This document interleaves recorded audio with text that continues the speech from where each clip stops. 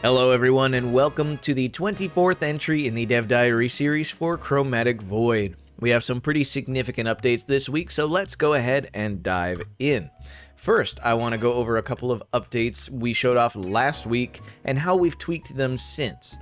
First is this zip line, which now slowly accelerates and then comes to a stop properly, and Void adheres to it more accurately. So hooray, working zip line. The second is the Cyclone Step ability.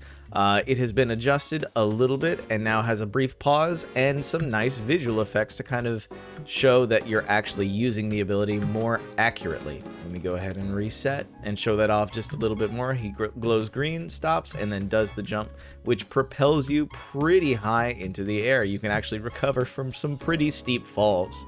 So, very cool.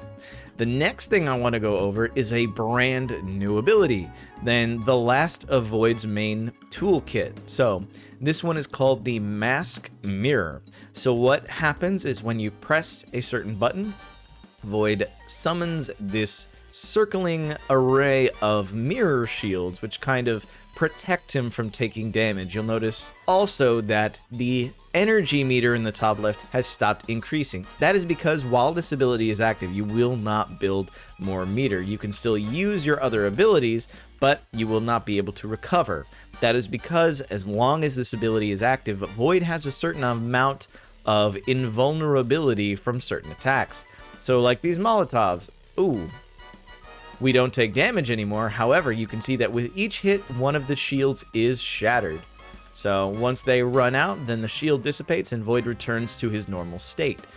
But you don't just have to take damage. If you want your meter to start ticking back up, you can always dismiss the ability at will and return to normal. But this is going to be very useful for dealing with a lot of projectile heavy areas like this monkey here and some others later in the game.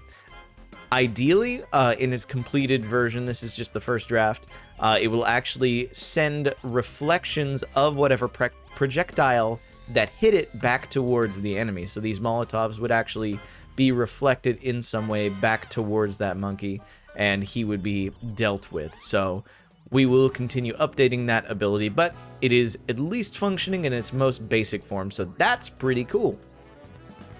But yeah, and that pretty much covers all of our functional updates.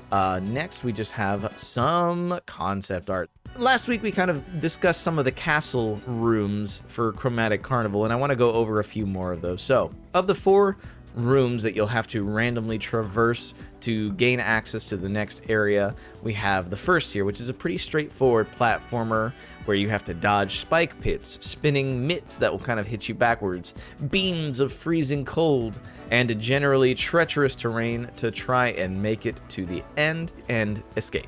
The next, we have a more straightforward area where you have to leap from ground to ceiling, dodging enemies and falling stalactites to grab the key up top and make your way to the door on the other side of the room.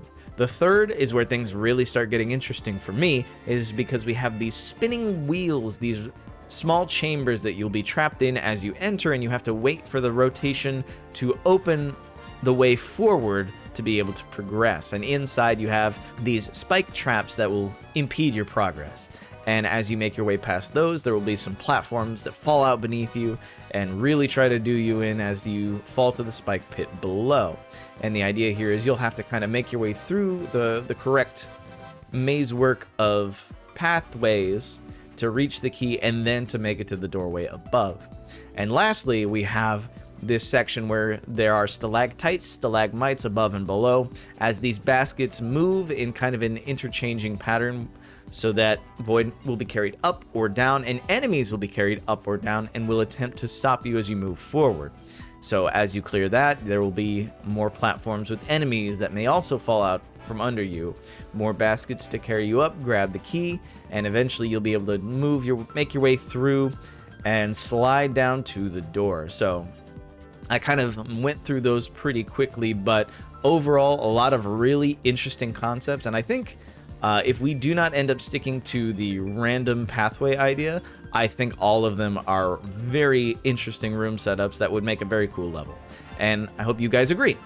And that is pretty much going to do it for us this week. So let's go ahead and move on to the question of the week. And this one is personal.